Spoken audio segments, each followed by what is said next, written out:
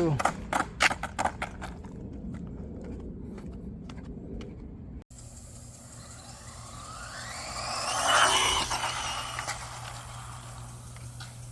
Full brake on.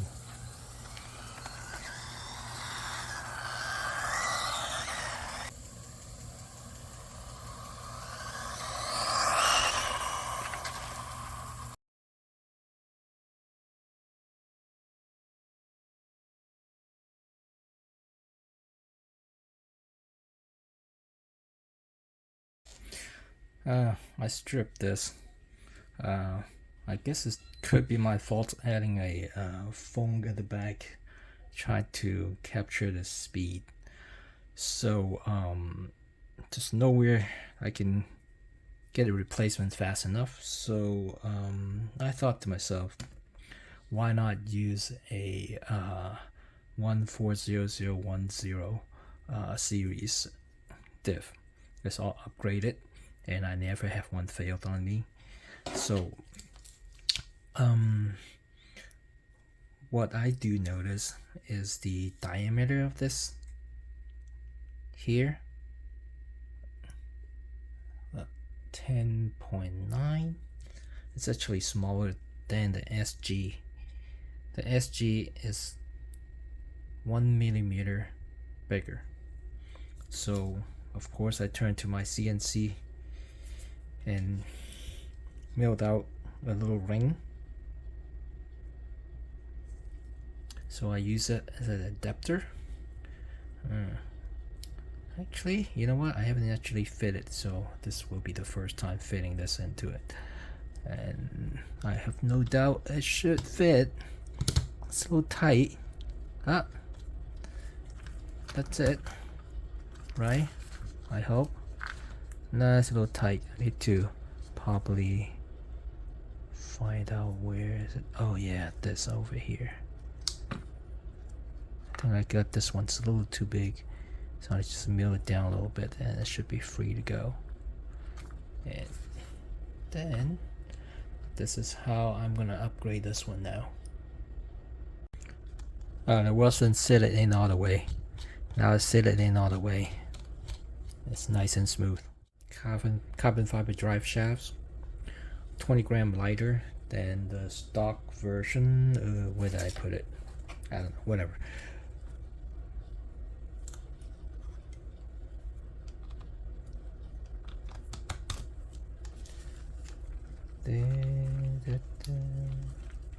Nice. I'm gonna close it up.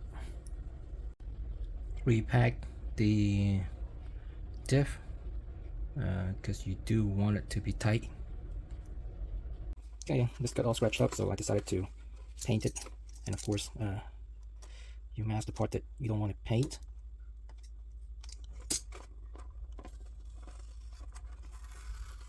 When you paint these, don't put a heavy coat on. Otherwise, you're going to have a hard time peeling off your masking tape.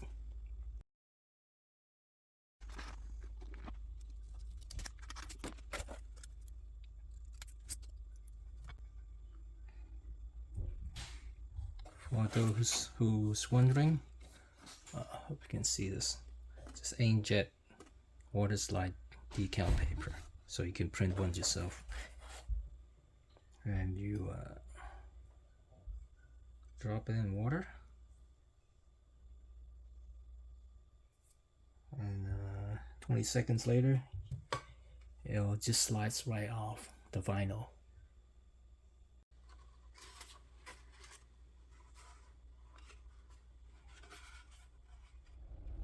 Okay, decal's done. I'm gonna have to go spray some clear coat matte finish to seal the decals on the shell. Time to put it all together, all the pieces.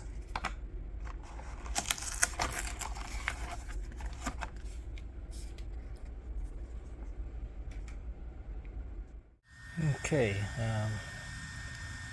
let's see if we can try to record a speed run. I've done a few tests already, and I'll show you what I get. Okay.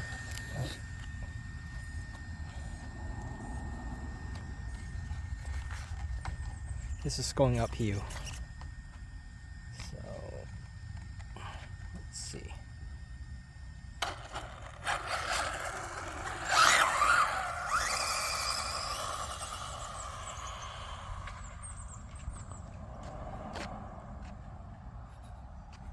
Alright, I'm gonna walk over there and check the speed.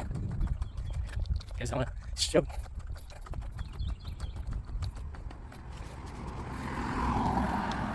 What do we have here?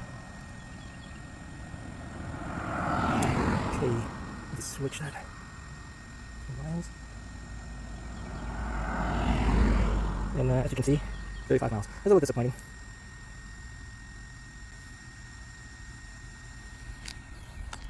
And I can show you running downhill isn't going to go any faster.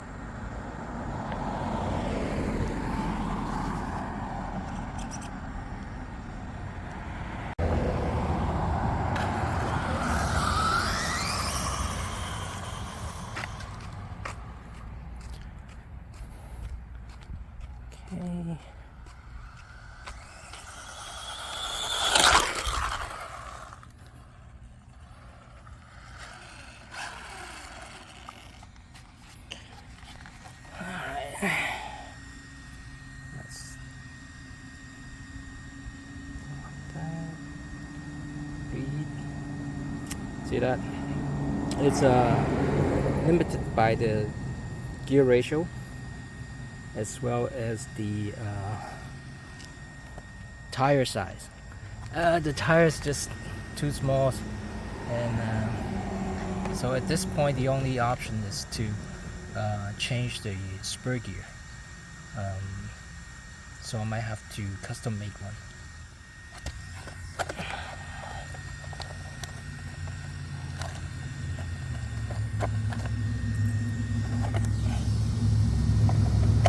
See, just that same old cheap 2S LiPo, Wltoys 144016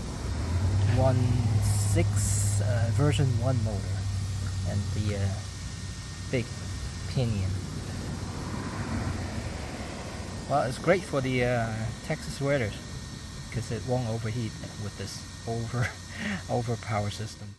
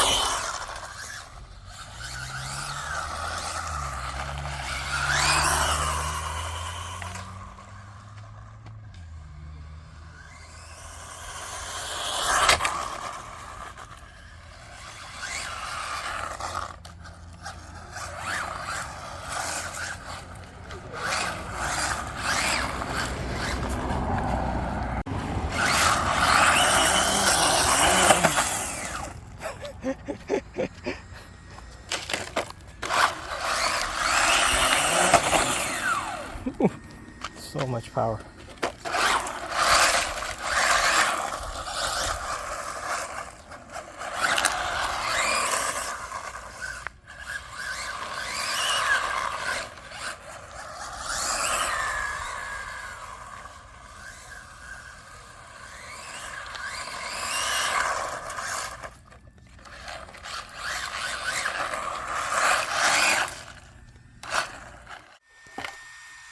Run back home. Let's do a quick check on temperature.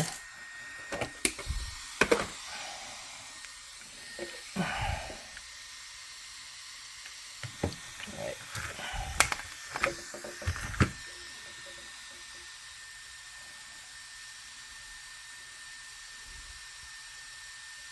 Perfect. Yeah, I wish I can do it easy geared up, but since it's Wltoys gearing. Not much I can do except make some custom spur gears. Maybe I don't know if I'll spend time on it. Okay, to use a larger motor, I forget what number it is. Let me see. I can't. There. 2845. There's a few things you need to do. If you have a Dremel, it'll be much easier to do, and the reason is because if you look at the original one, you need, this is a little tab or ridges that's going up. You need to fire it down a little bit, as well as cut open this and the part of the top deck, so that your pinion won't be interfered with the plastic. So that will fit the motor. And also the way to mount this motor is to flip this motor mount like that, and drill a hole there so that you have a mounting place. You do want to drill a hole and put the screw in, because if you only have two little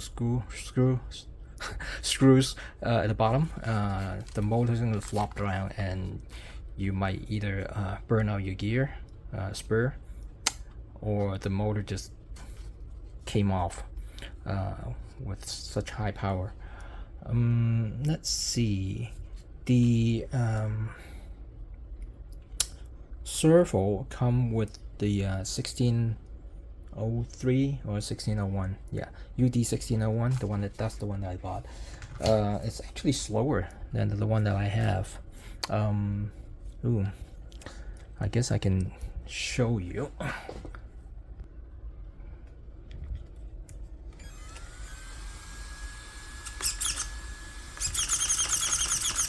Look at how fast it is. Love this. Another thing is about this.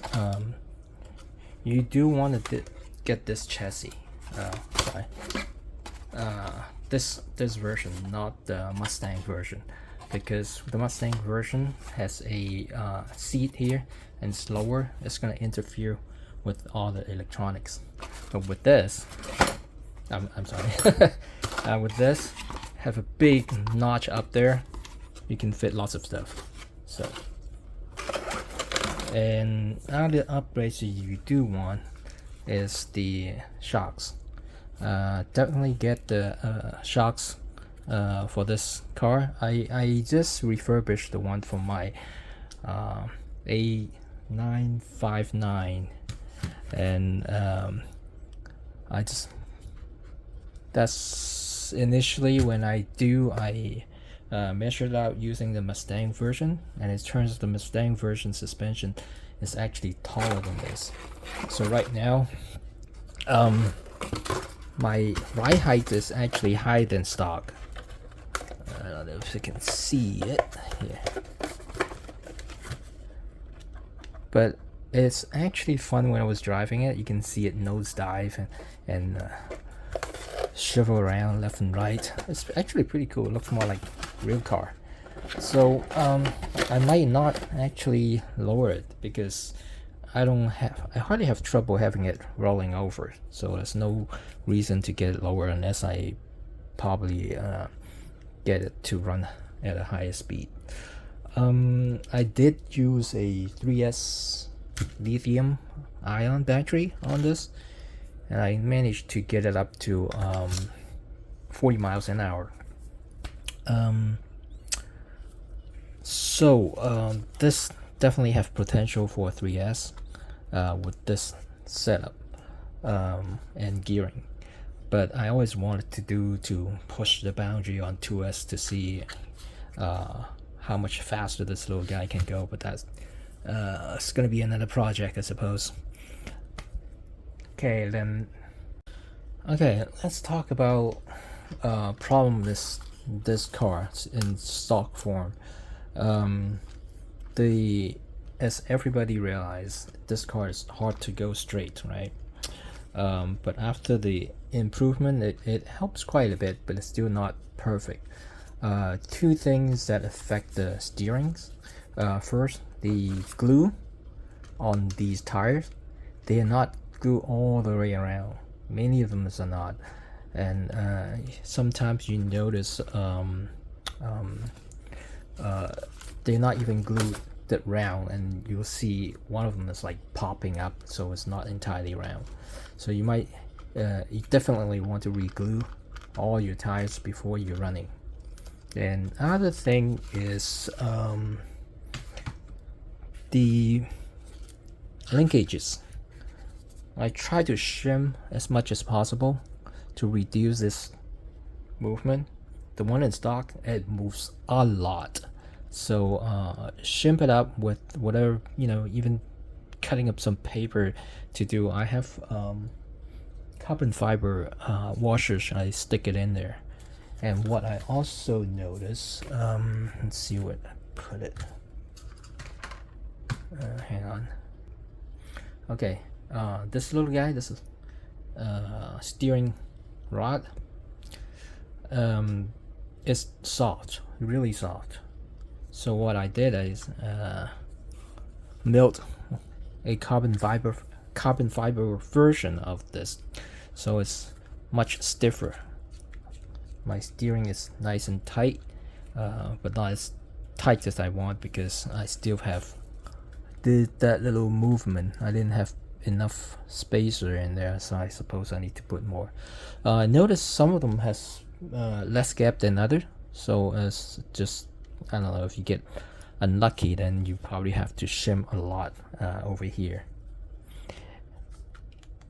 And another issue on both sides of these little, I don't know what to call the screws with the kind of bushing built in. If you put it in, wait, not wrong side, put it in, you notice it wiggles a lot. That's where another problem comes in. So what I did, I guess you could put some Teflon tape wrapped around it to try to make it tighter. But what I ended up doing is I squeeze super glue and baking soda, coated it, making the hole smaller, and then I drill it out. Actually, I use a Dremel to mill it slightly at a bit at a time, so that it fits slug nice and just enough so that it moves freely. So that's what I did for the steering.